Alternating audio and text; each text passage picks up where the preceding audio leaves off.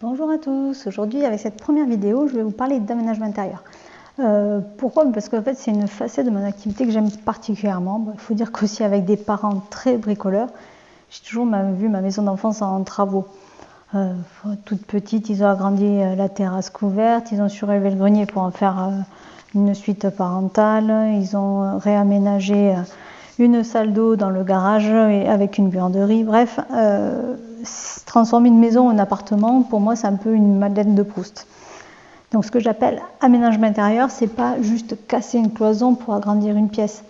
Il s'agit en fait de résoudre une problématique bien précise, agrandir l'espace, retravailler les circulations. En bref, c'est adapter un logement à ses occupants. Donc en fait, à travers différents exemples, je vais vous montrer qu'il est possible vraiment de gagner de la surface utile sans agrandir. C'est-à-dire qu'on peut optimiser les mètres carrés de ce qu'on a déjà. Donc là, dans le premier exemple, en fait, c'est tout simplement en créant une circulation. Donc avant, comme on le voit sur le plan, là, la cuisine, la chambre et la salle d'eau, elles étaient en enfilade.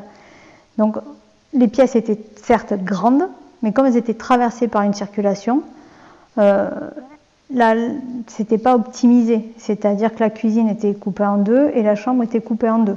Donc par exemple, la cuisine, typiquement, ils ne pouvaient pas y manger dedans.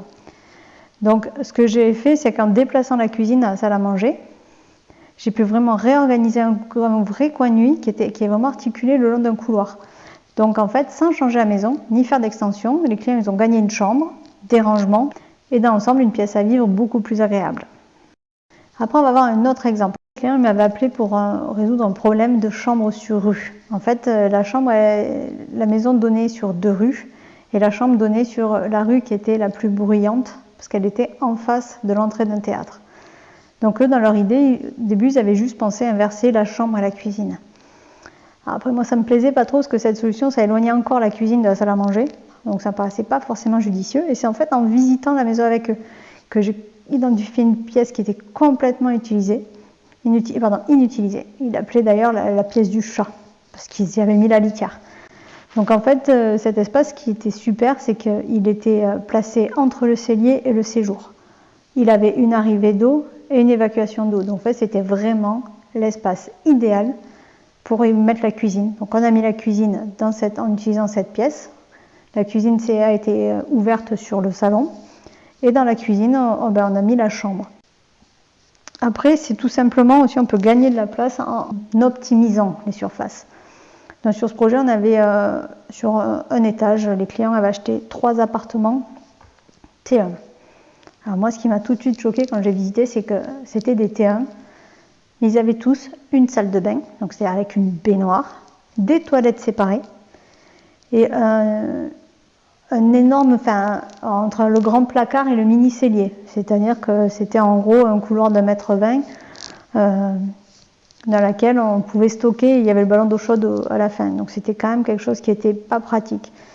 Donc en fait, j'ai juste réorganisé les 3 appartements, donc ce qui fait qu'on a réussi à avoir 2 T1 avec un coin de nuit, contrairement à avant où vraiment ils dormaient dans le salon.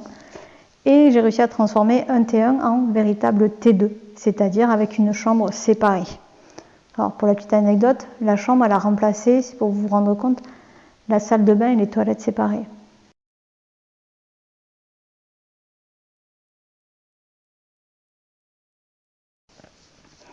Donc voilà, j'espère que cette vidéo vous aura permis de comprendre ce que je peux vous apporter dans le cadre d'un aménagement intérieur. C'est-à-dire qu'avant même de penser à faire une extension, je pense que c'est toujours bon de faire appel à un professionnel de l'aménagement comme moi pour aussi se rendre compte si on ne peut pas optimiser ce qu'on a déjà. Voilà, écoutez, si cette vidéo vous a plu, n'hésitez pas à appuyer sur le petit pouce de liker là juste en dessous. C'est ma première vidéo, alors n'hésitez pas, ça me donnera envie d'en faire d'autres. Merci beaucoup, au revoir.